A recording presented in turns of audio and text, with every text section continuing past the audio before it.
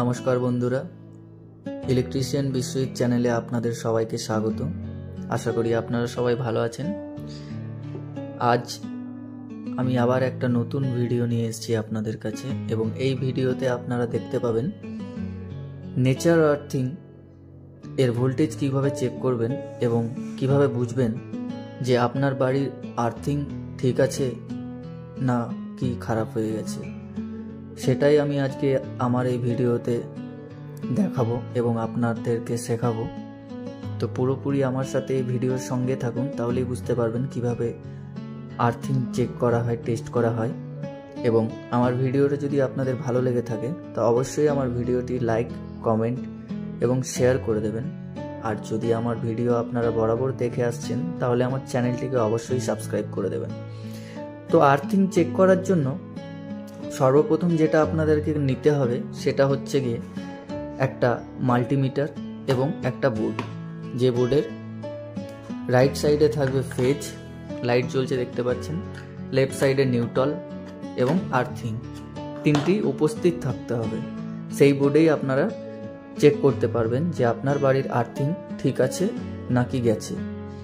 তো সবার প্রথম আমি মাল্টিমিটার নিয়ে নিয়েছি, এবং মাল্টিমিটারে নিতে হবে যে জায়গাটায় এসি ভোল্টের 750-তে নিতে হবে, কারণ আমাদের বাড়ির ভোল্টেজ সবসময় 200-র ওপরেই থাকে, যার জন্য আমাদেরকে 750-তে নিতে হবে। 200-তে নিতে গেলে আমাদেরকে ভোল্টেজটা পুরোপুরি দেখাবে না, যার জন্য আমি 750-তে নিয়ে নিয়েছি।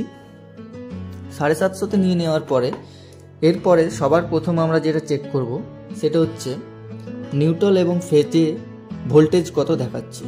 তো আমরা দেখে নেব। নিউট্রাল এবং ফেজে 238, 39, 38ই ধরতে পারি আমরা, 238 ভোল্টেজ দেখাচ্ছে। ঠিক আছে, তো আমার বাড়ির এখন ভোল্টেজ যেটা আছে সেটা হচ্ছে 238 ভোল্টেজ আছে। এরপরে আমরা দেখব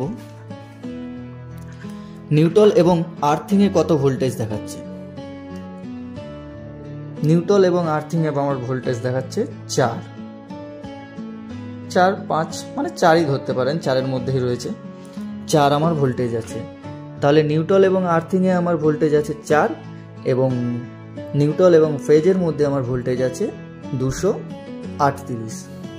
তো এরপরে যেটা দেখার বিষয় হচ্ছে সেটা হচ্ছে নিউট্রাল এবং ফেজে যেহেতু 238 আছে, আমার ফেজ এবং আর্থিংয়ে এই যে রেজিস্ট্রেশনটা দেখালো, এখানে 4 দেখালো, এটা আমার যেন মাইনাস হয়ে দেখায় এখানে, তবে গিয়েই আমার বাড়ির আর্থিংটা ঠিক আছে, এটাই আমরা ভাববো।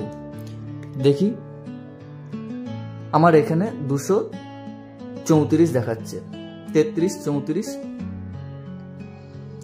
মানে গিয়ে হলো এই যে এখানে 4 আমার কম দেখাচ্ছে, যে 4টা আমার নিউট্রাল আর ফেজের মধ্যে নিউট্রাল এবং আর্থিংয়ের মধ্যে এসেছিল 4 ভোল্টেজ, এবং ফেজ এবং নিউট্রালের মধ্যে এসেছিল 238, ফেজ এবং আর্থিংয়ের মধ্যে এসছে 234।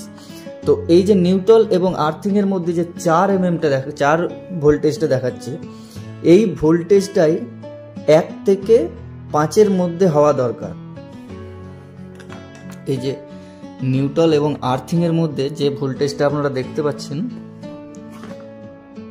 4, এই বাড়িতে আছে 4, তো এটা 1 থেকে 5-এর মধ্যে হওয়া দরকার। 5-এর যদি বেশি চলে যায় তখন গিয়ে আপনাকে আবার আর্থিংয়ের মেরামত করতে হবে, না ছাড়া আপনার আর্থিংয়ের বাড়ির মধ্যে কোথাও কিছু ফল্ট হয়ে আছে যেটা আপনাকে ঠিক করতে হবে। যেমন কি ফ্যানের মধ্যে হয়ে থাকে, সকেটের মধ্যেও হয়ে থাকে, ফ্রিজের মধ্যেও হয়ে থাকে, তো এটা আপনারা ইলেকট্রিশিয়ান ডেকে আপনাদেরকে ওটা ঠিক করাতে হবে, যদি 1 থেকে 5-এর বেশি থাকে তাহলে।